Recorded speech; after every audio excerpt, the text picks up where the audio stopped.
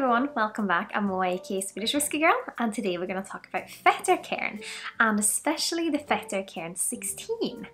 First of all, massive thank you to Andrew, their brand ambassador, who was kind enough to give me a sample of this. Thank you so much. I've been really excited to try this since I saw that it was coming out.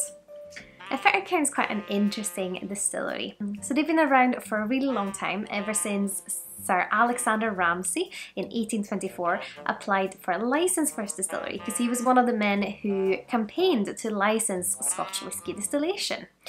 Even though he wanted to do things by this regulation, he also hired some of the illicit whisky makers because he knew that they had the knowledge and the skills that he needed for his whisky making. And this expression that we're trying here has been matured in American white oak and then finished or enhanced in sherry and port casks. And it says at 46.4% ABV.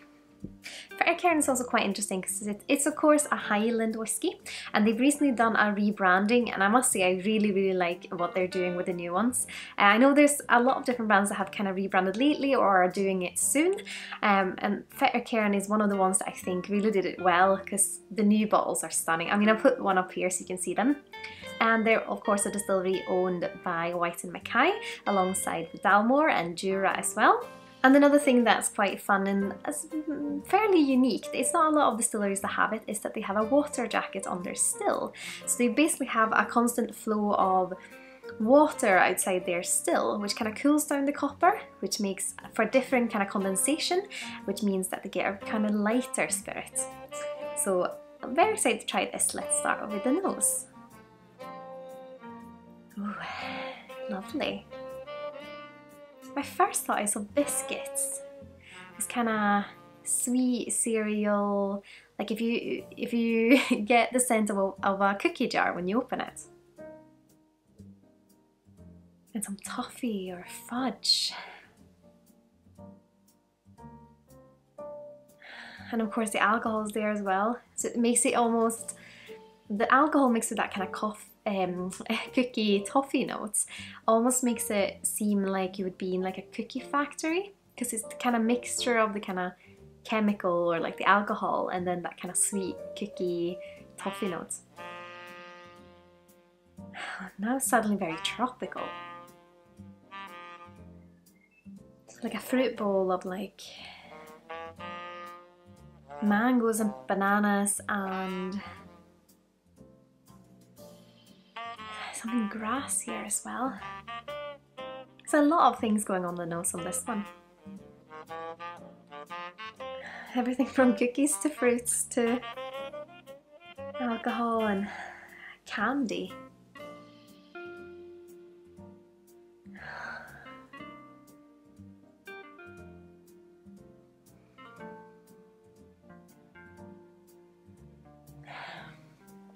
Lovely. It's almost like I'm just trying to nose it so hard, just trying to pick out all these aromas.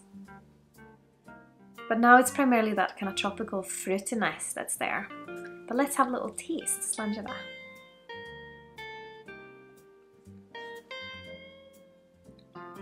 Ooh. My initial thought is that it's quite grassy and fresh.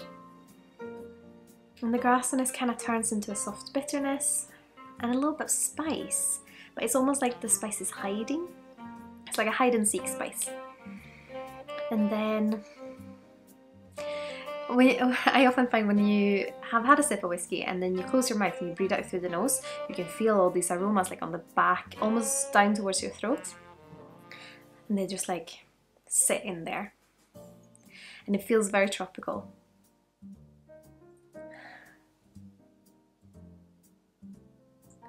Now we're back to that kind of cookie factory and a little bit grassiness on the nose.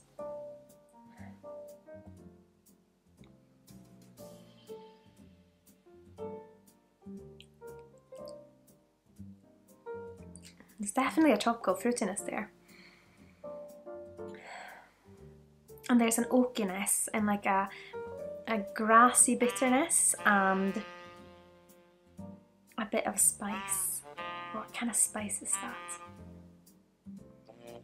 It's something that's like a mixture between maybe chili and I think it's savoury spices.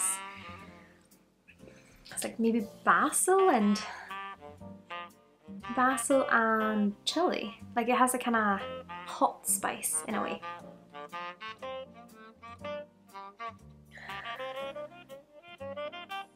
Almost like it has a bit of basil on the nose as well.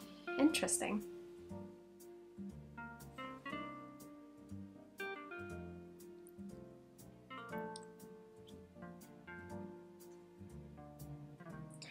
I think what I thought this would be when I tried it is that it would be quite light, but it does have a center of something that gets stuck to like the front of your tongue, which is quite oaky and it's very, and I say this too much I know, but it's very, very interesting because I say it's oaky, but it's like oaky with a touch of a lot of different things. Like it's oaky with a touch of the tropical, it's oaky with a touch of that grassy vegetal notes, like the bitterness, and then it's like sweet at the same time, but it's more robust than I thought it would have been. So maybe it's that combination of the age and the different cask types.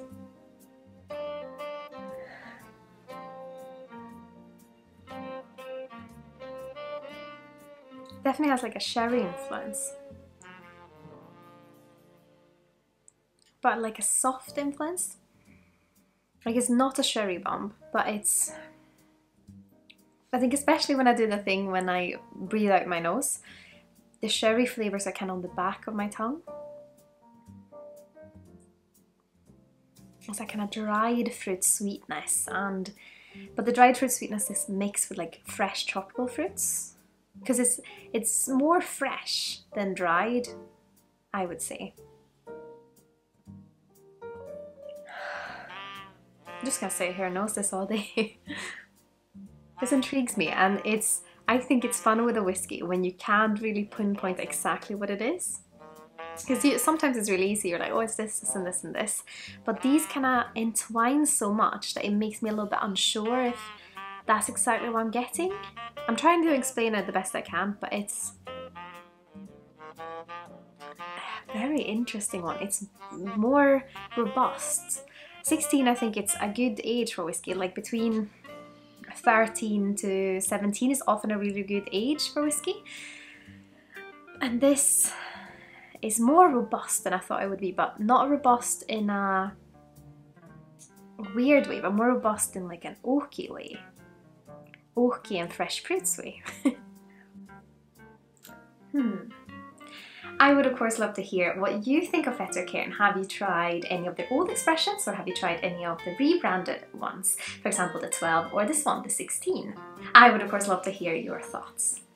And if you like what I'm doing here on YouTube and my other social channels, I would of course be absolutely over the moon if you consider using my affiliate links with either Master Malt, the Whiskey Exchange, or SMWS the next time you're shopping with them. All the information is here in the description below. And of course, as always, a massive thank you to my wonderful Patreons who keep supporting me, and I do have some interesting things coming up that I need your help deciding what to do, so I'll see you there. But I hope you've all had an absolutely wonderful day. Slán. Skål!